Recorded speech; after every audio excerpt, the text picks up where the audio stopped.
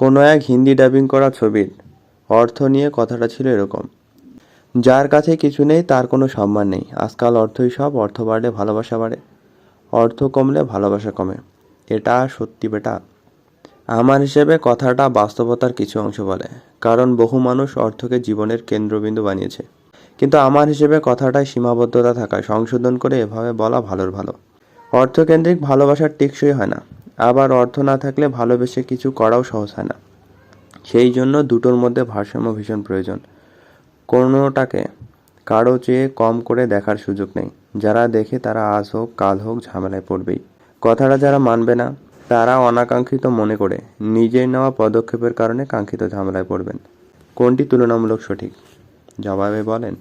দুটো বক্তব্যই ভিন্ন দৃষ্টিকোণ থেকে সত্যের কিছুটা প্রতিফলন ঘটায়, তবে তুলনামূলকভাবে আপনার সংশোধিত বক্তব্যটি অধিক সঠিক ও ভারসাম্যপূর্ণ মনে হয়, কারণ এটি শুধু অর্থ বা ভালোবাসার একক দৃষ্টিকোণ থেকে বিষয়টিকে বিশ্লেষণ না করে উভয়ের মধ্যে ভারসাম্যের গুরুত্ব তুলে ধরে।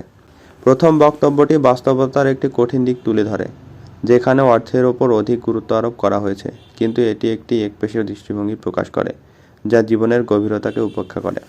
আপনার বক্তব্যটি অধিক সম্পূর্ণ, কারণ এটি একটি মধ্যপন্থা প্রস্তাব করে, যা অর্থ এবং ভালোবাসার মধ্যে ভারসাম্য বজায় রাখার প্রয়োজনীয়তাকে স্বীকার করে।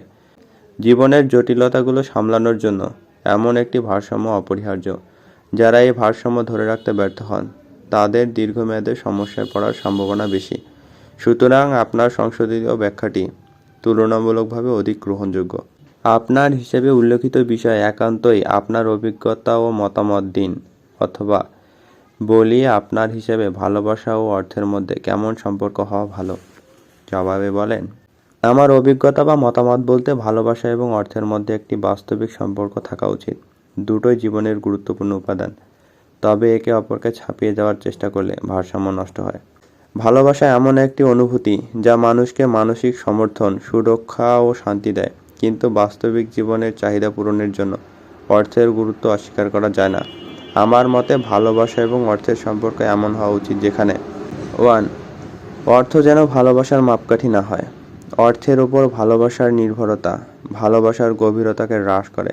সঙ্গীর প্রতি সদ অনুভূতি অর্থ দিয়ে পরিমাপ করা উচিত নয়। 2. অর্থ যেন ভালোবাসার সমর্থক হয়, একে অপরের স্বপ্ন ও দায়িত্ব পূরণে আর্থিক স্থিতি সহায়ক ভূমিকা পালন করতে পারে, এতে সম্পর্ক আরও মজবুত হয়। 3. ভালোবাসার ভিত্তি যেন সম্মান ও বোঝাপড়া হয়। অর্থ কম বা বেশি হতে পারে, কিন্তু পারস্পরিক শ্রদ্ধা, বোঝাপড়া ও সহমর্মিতার ভিত্তি দৃঢ় হলে অর্থের ওঠানামা সম্পর্কে খুব একটা প্রভাবিত করবে না। অর্থ ছাড়া দীর্ঘমেয়াদে ভালোবাসা স্থায়ী হওয়া কঠিন হতে পারে, আবার কেবল অর্থ থাকলেও ভালোবাসার গভীরতা অনুভূত হয় না। তাই এই দুটোর মধ্যে ভারসাম্য ও পরস্পরের প্রতি সম্মান বজায় রাখা সবচেয়ে ভালো পথ বলে মনে করি। কি বুঝলেন? দুটোর মধ্যে ভারসাম্য আসলে প্রয়োজন, কারণ কোনো একটাতে মনোযোগ দিতে গেলে আর একটা এমনিতেই খারাপ হয়। আর মানুষ আসলে অর্থ প্রয়োজন, সেটা তো আমি অস্বীকার করি নাই, কিন্তু শুধু অর্থকে বড় করে দেখলে, ভালোবাসাকে ছোট করে দেখলে আসলে বিপদে পড়ার ঝুঁকি বেশি।